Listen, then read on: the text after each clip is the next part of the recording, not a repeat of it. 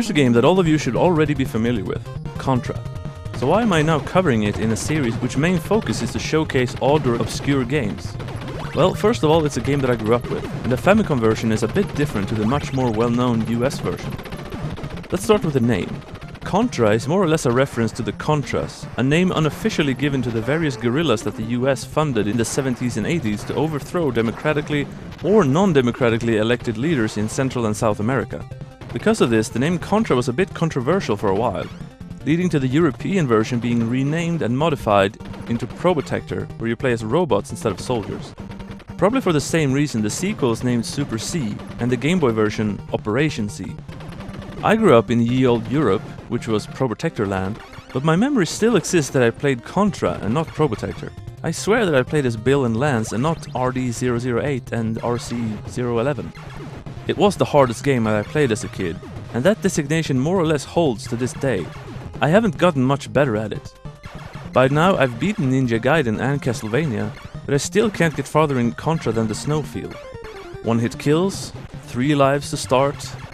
I've always had serious trouble wrapping my mind around the fact that many people have beaten this without the Contra code. Anyway, the Famicom version.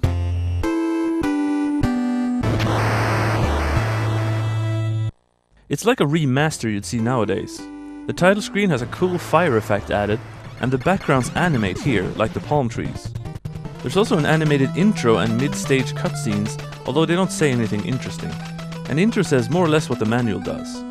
In AD 2631, in Probotector it's 2633 for some reason, a meteorite hits the Earth near New Zealand, and 2 years later the alien menace known as Red Falcon, although it's clearly gold and not red, somehow gets an army together, and Bill and Lance, part of the Marine Corps unit called Contra, are called in to defeat them. As for Probotector, Red Falcon doesn't exist there, it's just referred to as an alien being from the galaxy of Apocalypse. There aren't any gameplay differences to the Famicom version that I can discern.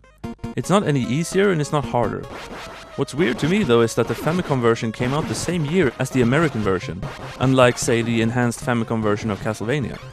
So what possible reason was there for the United States to get a downgraded version? I don't know.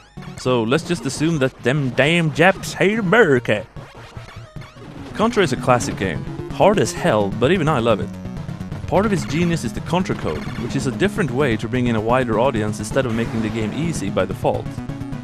And with the code, both hardcore game masters and weak sauce wimps like me can play.